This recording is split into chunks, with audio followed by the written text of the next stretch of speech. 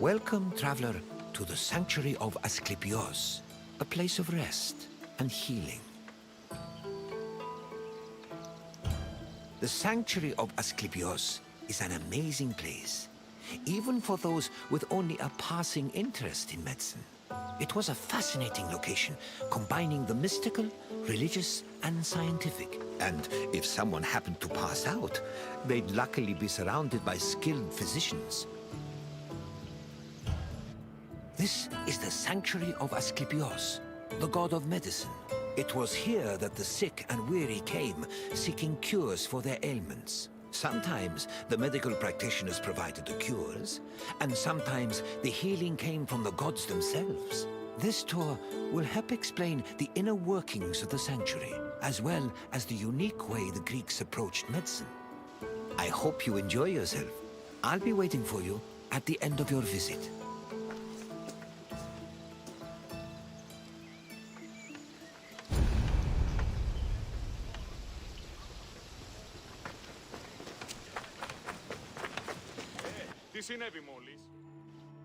The ill and infirm came to this sanctuary to pray and offer sacrifices to Asclepios, the god of medicine. According to myth, Asclepios was once a mortal physician who eventually became a god. He had many sanctuaries across Greece, but the most famous was in Epidaurus. When pilgrims passed through the entrance of the sanctuary, they could read this inscription: "When you enter the abode of the god which smells of incense, you must be pure, and thought is pure when you think with piety."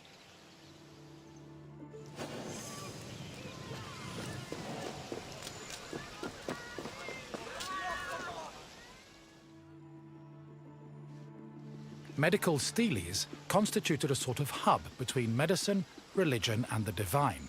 They were slabs with inscriptions that praised Asclepios' virtues and merit, and described his methods of healing. The inscriptions relayed the dreams patients had within the abaton, one of the most important buildings in the sanctuary.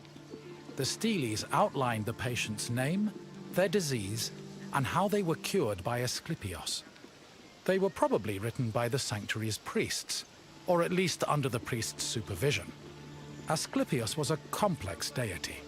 In addition to being a god, he was also a trained physician and disciple of the centaur Chiron.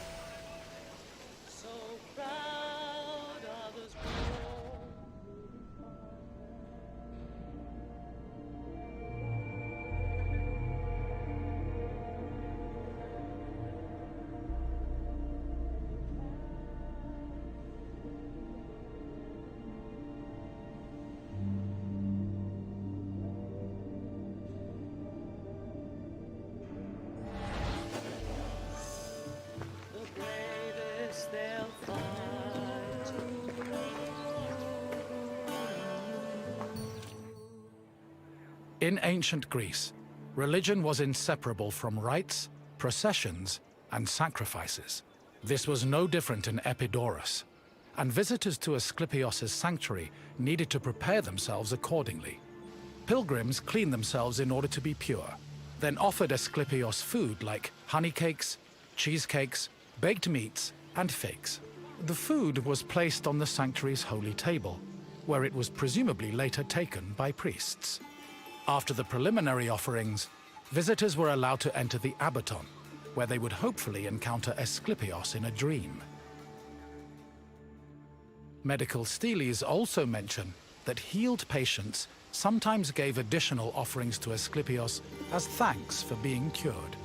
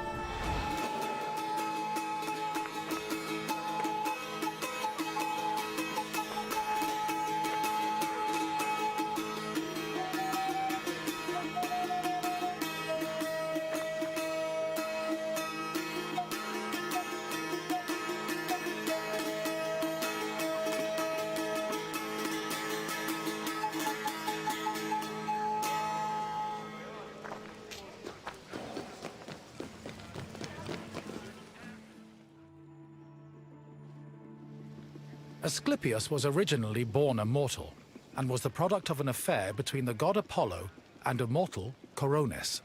Apollo killed Coronis after discovering she had been unfaithful, and ordered her body burned on a funeral pyre. However, he rescued his unborn child from Coronis' womb before the fire consumed her body. Apollo gave the baby to the centaur Chiron, who raised Asclepios and taught him to practice medicine. Over time, Asclepios became so skilled in the art of healing, he could even raise the dead. This angered Zeus, who sent Asclepios to Hades with a thunderbolt. Apollo retaliated by killing the Cyclopes responsible for making Zeus's thunderbolts. Then, Zeus revived Asclepios, making him immortal and deifying him in the process. In sculptures, pottery, mosaics, and coins, Asclepios was portrayed holding a staff intertwined with a sacred snake. The staff is a symbol of medicine that still endures to this day.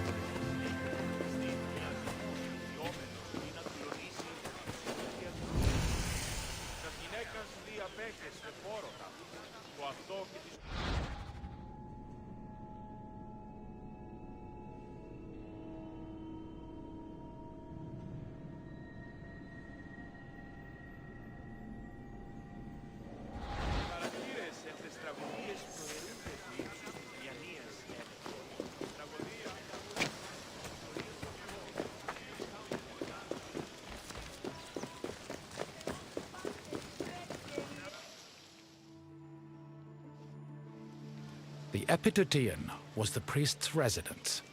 As the link between patients and the gods, priests were essential to the operation of the sanctuary. They were often elected into the priesthood for one-year periods, but could also buy themselves a position if they were wealthy enough.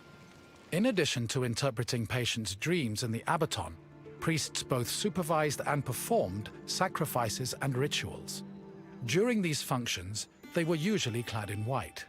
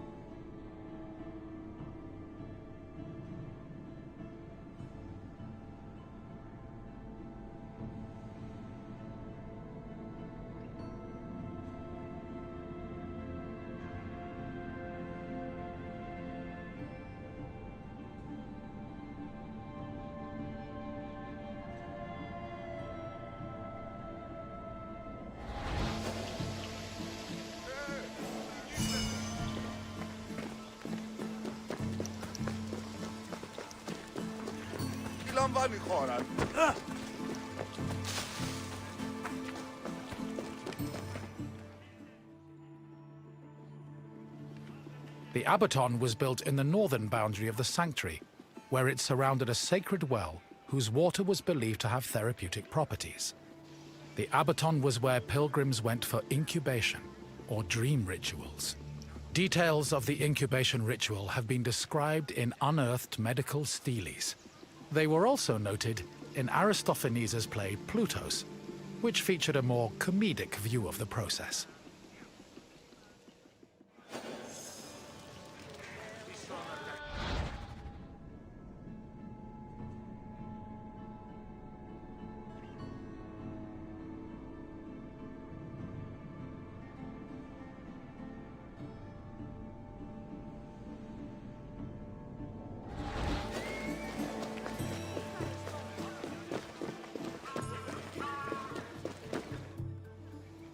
Incubation was the dream ritual pilgrims experienced in the Abaton. After completing the necessary preliminary rituals, pilgrims were allowed to enter the sacred building, where they lay prone. As they took in the smell of burning incense, the sanctuary's priests extinguished the oil lamps and asked them to sleep in silence. Once they were asleep, Asclepios would appear in their dreams and give his medical advice. The advice included diet and treatment recommendations, as well as requests for specific offerings or religious rituals. Upon waking up, priests interpreted the patient's dreams, unless a patient had been miraculously healed in their sleep. However, if a patient was completely beyond help, they were removed from the Abaton. This was to adhere to a ritual law that stated that no one could die or be born within the building.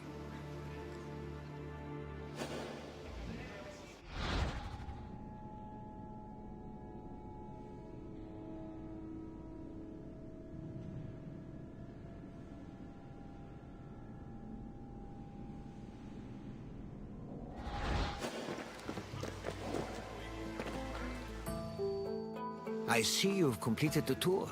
I hope you enjoyed your time in the sanctuary. As you can see, gods and miracles were just as important to the healing process as medicine was. Now, what else would you like to do? Very well. May your quest for knowledge be fruitful and fulfilling.